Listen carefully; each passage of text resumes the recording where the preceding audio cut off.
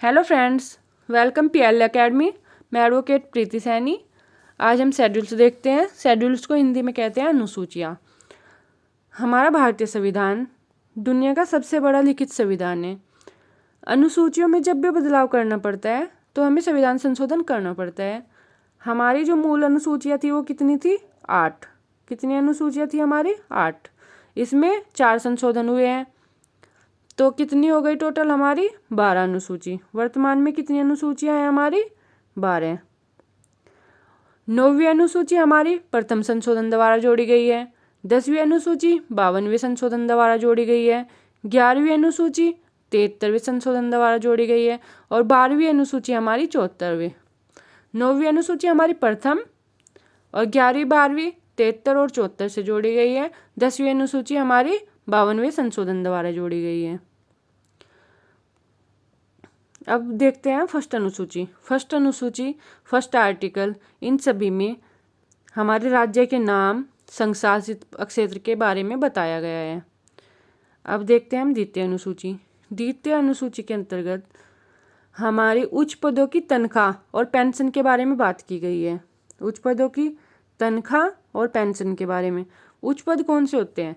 जैसे राष्ट्रपति, राज्यपाल, लोकसभा अध्यक्ष, उपाध्यक्ष, राज्यसभा अध्यक्ष, उपाध्यक्ष, विधान परिषद अध्यक्ष, ये सब हमारे उच्च पद हैं।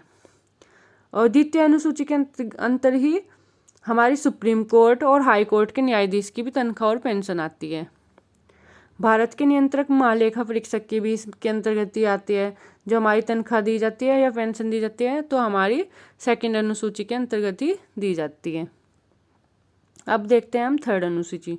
थर्ड अनुसूची में हम देखते हैं शपथ। पहले संघ और राज्य के नाम हो गए, फिर हमारी तनख्वाह और पेंशन हो गई। अब हम लेंगे शपथ। तृतीय अनुसूची के अंतर्गत है हमारी शपथ। शपथ के बारे में बताया गया है। शपथ कौन दिलाता है और त्यागपत्र हम किसको देते हैं? अब हमको ये देखना है। राष्ट्रपति को शपथ कौन दिलाएगा? सीजेआई या एससी का वरिष्ठतम न्यायाधीश। और त्यागपत्र किसको देगा राष्ट्रपति? उपराष्ट्रपति को, सीजेआई को या वरिष्ठतम न्यायाधीश को। उपराष्ट्रपति शपथ पत्र भी और त्यागपत्र भी किसको देगा? राष्ट्रपति को। प्रधानमंत्री भी हमारा शपथ भी और त्यागपत्र भी ये दोनों राष्ट्रपति को ही देगा। ठीक है। अब आता है हमारा राज्यपाल। राज्यपाल देगा हमारा सीजीएचसी को और शपथ त्यागपत्र देगा राष्ट्रपति को। और सीजेआई एससी का किसको देता है शपथ? कौन दिलाता है शपथ? राष्ट्रपति, और त्यागपत्र भी राष्ट्रपति को। सीजीएचसी को राज्यपाल दिलाता है, एससी को तो सीजीआई एससी को तो दिलाता है राष्ट्रपति, और सीजीएचसी को दिलाता है राज्यपाल। कौन दिलाता है? राज्यपाल। और त्यागपत्र किसको देता है? राष्ट्रपति को। मुख्यमंत्री को शपथ कौन दिलाएगा यहाँ पे? राज्यपाल, और त्यागपत्र भी राज्यपाल को ही देगा। मुख्यमंत्री को राज्यपाल ही शपथ दिलाता है और राज्यपाल को ही त्यागपत्र दिया जाता है। लोकसभा अध्यक्ष शपथ नहीं लेते हैं और ये त्यागपत्र किसको देते हैं? लोकसभा उपाध्यक्ष को। अब देखते हैं हम फोर्थ अनुसूची। फोर्थ अनुसूची में है हमारा राज्यों और संघ सीटों का बंटवारा। राज्यों और संघ सीटों का बंटवारा। राज्यसभा की कुल सीटें हैं हमारी 245। 233 सीटें हमें कुछ राज्यों को आवंटित बांटी हुई है और सबसे ज़्यादा सीटें भी हमारी उत्तर प्रदेश राज्य में ही है। उत्तर प्रदेश राज्य के पास हमारी सबसे ज़्यादा सीटें। ठीक है। अब आते हैं हमारी फिफ्थ अनुसूची। फिफ्थ अनुसूची देखने से पहले हम छठी अनुसूची देखते हैं।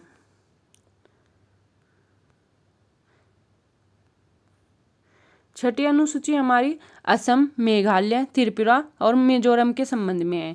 इसमें हमारे ये जोड़े गए हैं असम, मेघालय, त्रिपुरा और मिजोरम।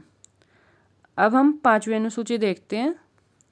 पांचवी अनुसूची में हमारा छठी अनुसूची के राज्यों को छोड़कर जो छठी में है हमारे असम, मेघालय, मिजोरम, त्रिपुरा, इन राज्यों को छोड़कर जो राज्य हैं वहाँ पर अनुसूचित क्षेत्र और अनुसूचित जनजातीय क्षेत्र हैं वहाँ पर क्या प्रशासन होगा, कैसे उनका नियंत्रण होगा, यह हमारा कहाँ पे देखा गया है 5वीं अनुसूची में। असम, मेघालय, मणिपुर, त्रिपुरा। असम, मेघालय, असम, मेघालय, त्रिपुरा और मिजोरम, इनको छोड़कर, असम, मेघालय, त्रिपुरा और मिजोरम को छोड़कर जो अनुसूचित जनजाति और अनुसूचित क्षेत्र है उन पर क्या प्रशासन होगा, उनका नियंत्रण कैसे होगा, ये हमारा कहाँ पे देखा जाएगा 5वीं अनुसूची में। ठीक है, अब हम देखते हैं 7वीं अनुसूची। 7वीं अनुसूची में हमारा संघ और राज्यों की शक्तियों का बंटवारा है। संघ और राज्यों के बीच शक्तियों का बंटवारा। हमारे यहाँ पे 3 सूचियाँ बनाई गई हैं। वो कौन सी है? केंद्र सूची, राज्य सूची और समवर्ती सूची।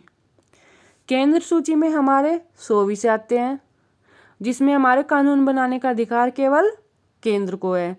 केंद्र सूची में हमारे 100 विषय हैं और इनका जो कानून बनाने का अधिकार है ये हमारा सिर्फ केंद्र के पास ही है। स्टेट लिस्ट में राज्य सूची में हमारे 66 विषय थे। पहले हमारे 66 विषय थे, अभी इसमें 61 विषय हैं।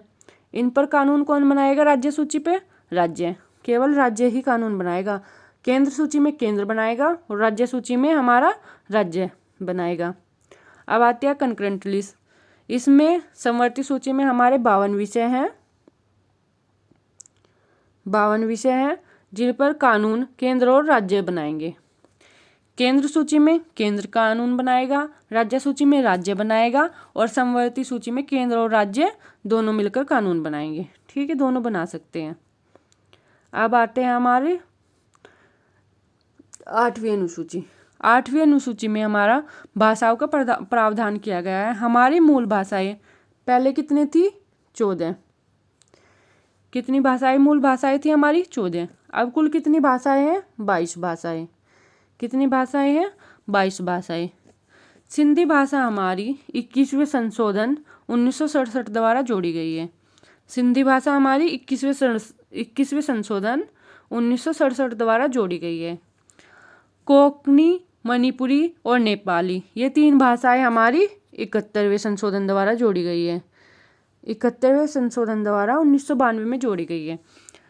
कोंकणी, मणिपुरी और नेपाली, ये 3 भाषाएं 71वें संशोधन द्वारा जोड़ी गई है 1992 में।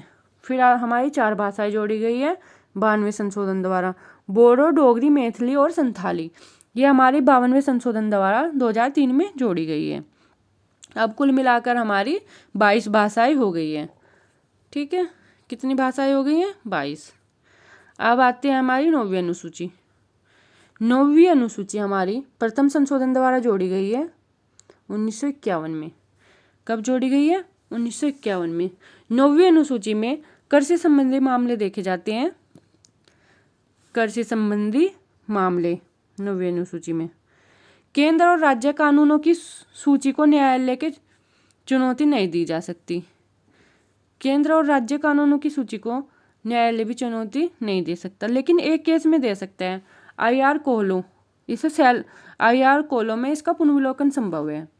इसे सेलो केस के नाम से भी जानते हैं। सेलो केस, IR कोलो वाले केस को सेलो केस के नाम से भी जाना जाता है। सिर्फ एक केस में ही न्यायालय इनका पुनर्विलोकन कर सकता है।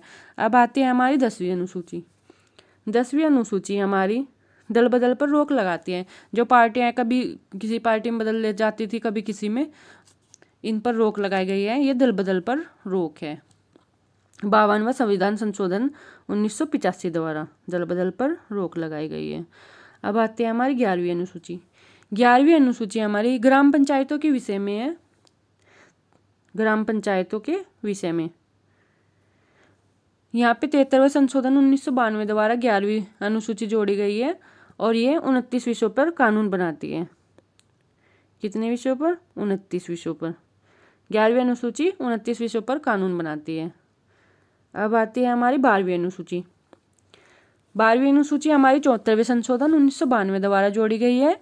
ये हमारी 18 विषय पर कानून बनाती है। कितने विषय पर? 18 विषयों पर कानून बनाती है।